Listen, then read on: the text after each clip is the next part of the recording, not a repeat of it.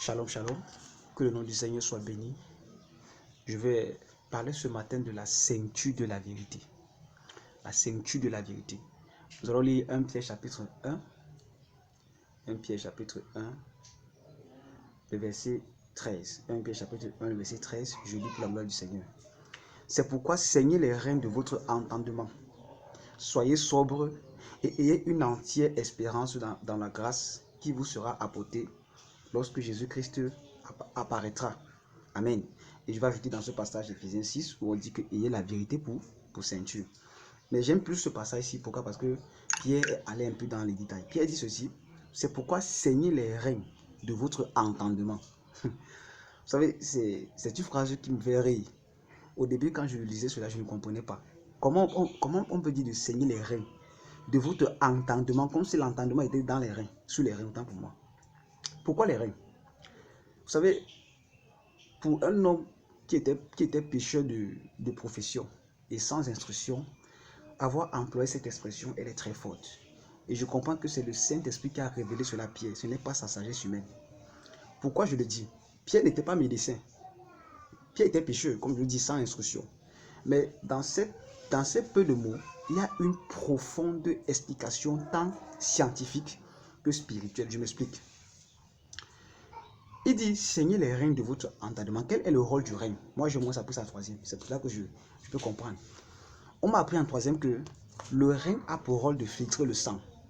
Qu'est-ce qui se passe? Quand tout ce que nous consommons, n'est-ce pas, doit passer par le rein. Et le rein fait une sorte de filtrage. Ce qui fait que les déchets du corps sont expulsés vers les urines, vers les selles, vers la sueur. Et tout ce que le corps a besoin, c'est donc ça que le rein prend pour pouvoir communiquer sur le corps. Et quand une personne a les reins défaillants, on dit qu'il a l'insuffisance rénale. Et pour que dans ce fonctionnement de filtration soit toujours en marche, il doit aller faire la dialyse. Et la dialyse, c'est quelque chose qui coûte tellement cher. Et si c'est qu'il ne fait pas cette dialyse-là, il peut mourir. Pourquoi? Parce que les reins ne pourront plus fonctionner. Et ça va faire en sorte que le corps sera défaillant. Et tous les déchets et le sang et tous les nutriments du corps qui doivent être filtrés ne pourront plus se faire. C'est la raison pour laquelle le rein est très important. Maintenant, ici, Pierre dit, saignez les reins de votre entendement. Écoutez bien ce que Pierre veut dire. Pourquoi il dit saignez les reins de votre entendement? De la même manière que le rein joue le rôle de filtrage, c'est ainsi que même notre entendement doit jouer le rôle de filtrage. Paul va dire d'examiner toute prophétie. Quand Paul arrive à Bérée et qu'il commence à prêcher, la Bible dit que les habitants de Bérée vont examiner ce qu'il disait. Donc quand Pierre demande ici de saigner les reins de votre entendement, c'est que examinez par l'esprit tout ce que vous recevez, parce que tout ce qu'on reçoit ne vient pas forcément de Dieu. Mais je suis dépassé qu'aujourd'hui les chrétiens boivent tout. L'autre dit A, tu bois. L'autre dit B, tu bois. L'autre dit C, tu bois. Comment est-ce que nous pouvons donc alors saigner les reins de notre entendement? C'est uniquement au travers de sa parole. Amen. Est-ce que cet homme de Dieu prêche là, est-ce que c'est écrit dans la parole de Dieu? J'ai été choqué un jour. Un jeune dans la foi qui nous témoignait que dans son église, bref, il partait dans l'église d'un prophète. Et ce prophète n'était pas marié, mais il était fiancé. Ce prophète est tombé dans le péché avec sa fiancée apparemment. Ensuite, les gens ont su ça. Alors après que les gens ont su, il est venu dire à la chair que Dieu lui a dit que même comme il est tombé dans le péché, il peut conjurer le ministère, il n'y a pas de souci. Frère, et les gens ont cru à cela. Et les gens ont dit Amen. Est-ce que la Bible nous demande, est-ce que Dieu peut faire, selon la Bible, est-ce que Dieu peut fermer les yeux sur le péché d'un de ses serviteurs? Lisons les Écritures. Quand David a attrapé la femme d'Uri et qu'il a tué Uri, est-ce que Dieu a fermé les yeux sur le péché d'Uri? Est-ce que Dieu a fermé les yeux sur son péché? Est-ce que Dieu a dit que non, David, tu es l'homme selon mon cœur, donc je ferme les yeux sur ton péché? Non. Dieu a résolu ce problème parce qu'il a dit dans sa parole que ce qui fait barrière entre lui et nous, c'est le péché. Peu importe qui tu es, frère, ce n'est pas parce que tu as l'appel pastoral, apostolique, que tu es exempt du péché. Jamais. Dieu n'est pas un homme. C'est nous les hommes que parce que tu as un haut poste dans le gouvernement, tu es intouchable. Il n'y a pas les intouchables dans le royaume de Dieu. Tout le monde est touchable parce que le péché ne blague pas. Bien aimé, le sida peut tuer un pauvre que ça peut tuer un riche. Pour le Covid-19, on a vu comment beaucoup de millionnaires sont morts. Et c'est ainsi que le péché peut prendre n'importe qui. Et la justice de Dieu n'épargne personne. Personne n'est exempt devant lui. Parce que devant lui, comme Nicodème a dit, nous savons que tu ne fais d'égard de personne. Donc Dieu ne fait pas égard de quelqu'un ou de quoi. C'est la raison pour laquelle nous devons saigner les reins de notre entendement, parce que Pierre, par l'esprit, savait qu'il y aurait des gens qui vont venir avec des faux évangiles, qui vont vouloir tromper le peuple. Et comme aujourd'hui, malheureusement, tout le monde embrasse n'importe quoi, il n'y a plus le filtre. Pourquoi? Parce que déjà, même que, on n'a pas de base, on ne connaît pas la parole, non, on ne connaît rien. Vous allez voir beaucoup de personnes 10 ans dans une assemblée, mais ils ne connaissent même pas c'est quoi naître de nouveau. Bon, j'ai été choqué un jour. Je partageais la parole dans un groupe, ça fait pas encore 2 semaines, et je parlais sur la sanctification, non, sur la fornication, voilà. Et une soeur en Christ m'a demandé c'est quoi la fornication. J'ai eu la chair de poule. Elle ne connaissait pas c'était quoi la fornication, mais elle était une soeur en Christ. Donc on peut imaginer dans quel genre d'église c'est pas. Frère, fuyez les aiguilles de spectacle. Paul a dit saignez les reins de votre entendement. Soyez sobres et ayez une entière espérance dans la grâce qui vous sera apportée lorsque Jésus-Christ apparaîtra. Voilà le message que les apôtres nous ont laissé. Ils n'ont pas laissé un autre message. Ils nous ont parlé d'une espérance éternelle que nous aurons au ciel, frère. Oh, bien-aimés dans le Seigneur, ce n'est pas mauvais de vouloir améliorer ses conditions de vie sur la terre. Ce n'est pas mauvais, mais ce n'est pas notre quête ultime. Bien aimé, beaucoup de prédicateurs se moquent par exemple de l'histoire de l'homme riche, de Lazare, dans l'histoire de l'homme riche et Lazare. Et beaucoup disent que non, beaucoup prêchent de manière inconsciemment à la manière de vivre de l'homme riche.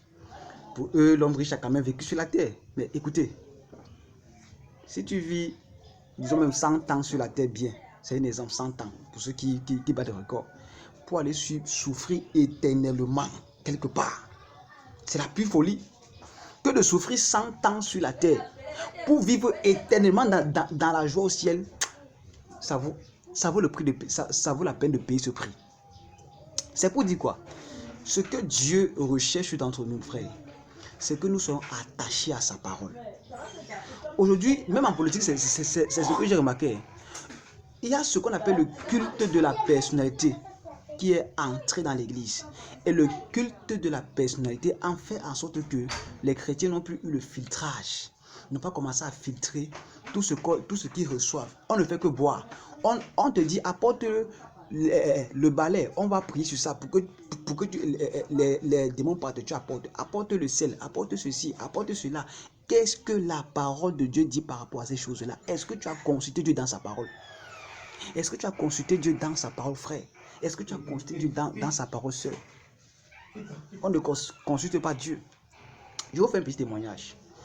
Il y a un serviteur de Dieu qui nous a rendu visite un jour et il expliquait que il allait dans une assemblée et il parlait sur un sujet de la sanctification externe.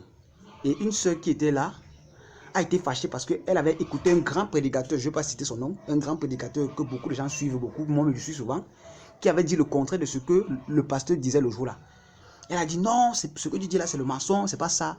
Le prédicateur lui a dit que, ok, quand c'est pas ça, elle va consulter le Seigneur. Elle est partie consulter le Seigneur, gloire à Dieu qu'elle a obéi. Et quand elle consulte le Seigneur, Dieu lui dit que ce que le grand prédicateur a dit là est faux, mais ce que celui-ci t'a dit c'est la vérité. Et elle a été touchée et c'est comme ça qu'elle s'est rangée.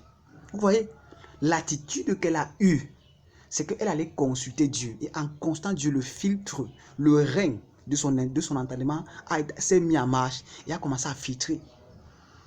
Les chrétiens d'aujourd'hui n'aiment pas filtrer. Ils boivent tout. Ils consomment tout. Non, un chrétien doit filtrer ce qu'il reçoit. Tu ne filtres pas, tu vas mourir spirituellement. J'ai vu, je peux comprendre cette histoire du rein parce que ma mère est morte à cause de l'insuffisance rénale. Et j'ai vu ça dans son corps. Quand les déchets, les reins ne fonctionnaient plus, comment est-ce que son corps gonflait. Donc tous les déchets là allaient dans tous les parties jusqu'aux yeux. C'est pour là qu'à un moment, elle ne pouvait plus bien voir.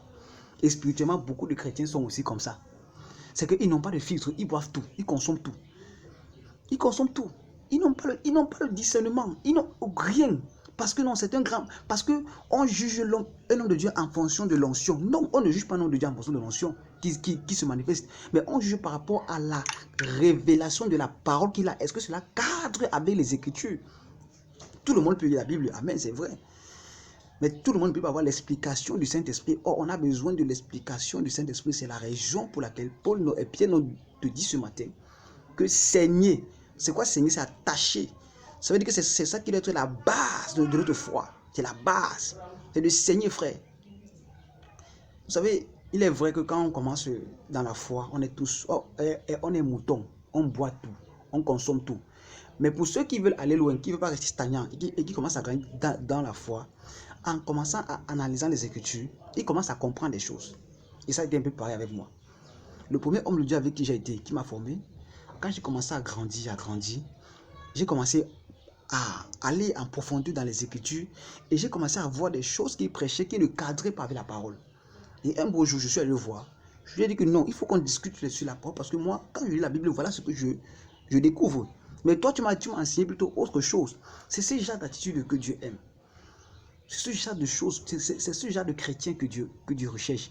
Ne sois plus un chrétien qui boit tout, mais sois un chrétien qui cherche, sois un chrétien qui réfléchit, sois un chrétien qui médite la parole. C'est pour cela que Dieu a dit à Josué que ce livre de la loi ne s'éloigne point de ta bouche. Médite-le jour et nuit. Ne laisse pas que le pasteur vienne méditer pour toi. Ne laisse pas que on te donne un critère de méditation. Non, toi-même, tu dois apprendre à méditer la parole parce que Dieu doit te parler aussi toi-même. Nous ne sommes plus au temps de l'Ancien Testament où il fallait toujours aller en Israël, dans le temple voir Dieu. Mais non, là, nous sommes dans cette nouvelle alliance où chacun peut communiquer avec Dieu au travers de la parole. Au travers de sa parole, frère. La parole seule est le remède. La parole seule est capable de répondre à toutes nos interrogations. Un sujet, par exemple sur la sanctification, quand on parle par rapport aux mèches, quand on parle par rapport aux bijoux, que tu ne comprends pas, va interroger le Seigneur. Il va te répondre par rapport à cela. Il va te répondre par rapport à cela. Quel type de profession je dois avoir en tant qu'enfant de Dieu en ce temps de la fin? Interroge le Seigneur, il va te répondre par rapport à cela. Ne crois pas parce qu'un pasteur, un grand bishop ou un petit bishop a dit, mais crois parce que le Saint-Esprit te l'a révélé dans sa parole, frère. C'est comme ça, c'est cette attitude que Dieu recherche. C'est des personnes qui ne sont pas attachées à l'homme, mais qui sont attachés à lui. D'où ce passage-ci, saignez les reins de votre entendement. Je peux imaginer Paul avec une réputation extraordinaire qui est arrivé à Bérée. Les chrétiens, les habitants de Bérée connaissaient qui était Paul. On connaissait son témoignage.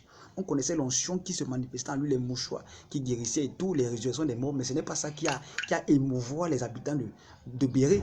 Quand ils prêchaient, ils prenaient la loi, puisqu'à l'époque la Bible n'existait pas. Ils prenaient la loi et ils examinaient. Est-ce que ce que tu dis là, c'est la vérité? Mais les chrétiens sont les Amen, Amen, Amen, Amen. Tu vis dans le péché. L'homme de Dieu dit que tu auras un enfant. Tu dis Amen, Amen, Amen. C'est que tu n'es pas marié, mais tu veux l'enfant. Et le prophète dit que reçoit l'enfant. Tu dis Amen, je reçois. Tu reçois quoi? Qu'est-ce que tu reçois, sœur? J'ai été choqué. Un soi-disant grand homme de Dieu ici, je ne dois là, qui dit que 800 femmes dans son église vont avoir des enfants. Est-ce qu'elles sont toutes mariées dans son église? Je doute très fort. Mais il dit ça comme ça. Et les gens disent Amen. Je reçois. Tu reçois quoi, la sorcellerie? Que celui qui est loin. Pardon, c'est pas ça le sujet. C'est que saignez les reins de votre entendement. Saignez les reins de votre entendement. Les chrétiens de la fin-ci doivent être prudents. Ève n'a pas été prudente. Elle est tombée dans le péché. Elle a écouté la voix du serpent au lieu d'écouter la voix de Dieu. Et c'est la même chose que Satan fait aujourd'hui. Il vient avec un autre message. Dieu a-t-il réellement dit? C'est le langage du serpent aujourd'hui. Et ce langage est dans l'église. Non, nous sommes sous la... Dieu nous a aboli de la loi. On est maintenant sous la grâce. Donc la grâce, ça veut dire que je peux vivre dans le péché, je peux faire ce que je veux, je peux faire ça parce que je ne paie pas le salut. Qui t'a dit ça? C'est écrit dans la Bible. Que si tu vis mal, tu vas au ciel. Même Paul a dit que celui qui invoque le nom du Seigneur s'éloigne du péché. Jésus-Christ lui-même a dit que ce n'est pas tous ceux qui disent Seigneur, Seigneur, qui entreront dans mon royaume. Éloignez-vous, vous qui commettez l'iniquité. La parole de Dieu est claire, frère. La parole de Dieu est claire, sœur. Sors de la distraction religieuse. Sors du mensonge religieux. Voilà 10 ans que tu es dans ce ministère. 5 ans, 10 ans. Quel est l'impact que tu as dans la parole? Je ne parle pas des choses matérielles, physiques que tu recherches. Quel est ton engouement pour les choses célestes? Est-ce que ta mentalité a changé? Est-ce que le mauvais caractère là est sorti de toi? Frère, soeur, si tu es béni financièrement dans une assemblée et que ton caractère n'a pas changé, tu es une pécheresse, tu es un pécheur, tu meurs, tu pars en enfer, malgré tout ce que l'homme de Dieu a pu prophétiser dans ta vie. Dieu ne t'a pas sauvé pour que tu sois millionnaire, mais Dieu t'a sauvé pour que tu aies son caractère, que tu vives dans la sanctification et que tu sois enlevé. C'est pour cela que Dieu t'a sauvé. Même si les hommes vont dire qu'il n'a été rien sur la terre. J'imagine un peu que même au-delà de Lazare, presque personne n'est venu, mais il a été sauvé. Imaginez-vous le riche. Beaucoup sont venus, sûrement qui faisaient les dons dans les orphelinats, comme beaucoup font aujourd'hui là. Les gens sont venus dire que c'était un grand homme. Il faisait du bien. Il farotait ici là. Il donnait l'argent. Il donnait. Mais regardez, il est allé en enfer. Malgré son bon témoignage sur la terre, il est parti en enfer. Comme plusieurs des riches là. Ils ont un bon témoignage. J'ai été choqué quand j'habitais encore à Makepe, dans le premier ministère en face. C'était un quartier des riches. Et notre voisin d'en face, c'était un païen. Jamais je n'avais suivi une musique chrétienne chez lui. Jamais. Mais quand il est mort, pendant toute la semaine, on n'a pas mis n'importe quelle musique religieuse. Des musiques spirituelles, mais chez lui, de son vivant. Jamais. Je n'avais suivi une seule chanson chrétienne. Je ne pouvais même pas imaginer qu'on pouvait mettre ce genre de... Je vous dis, ce n'était pas les musiques du deuil mélancolique, c'était les musiques spirituelles réveillées. Mais cet homme n'avait jamais mis une seule chanson chez lui. Maintenant, imaginez-vous dans ce deuil. On va dire que non, c'était un grand homme et tout cela. Oh, jamais. Il ne craignait pas Dieu. Frère, ne t'amuse pas avec ta vie chrétienne. Saigne les reins de ton entendement. Sinon, tu vas tomber comme Ève. Et en ce temps de la fin, Satan veut prendre un maximum. Mais toi, ne sois pas de ce nombre-là. Que le Seigneur te bénisse. Tu passes une très bonne journée. Shalom.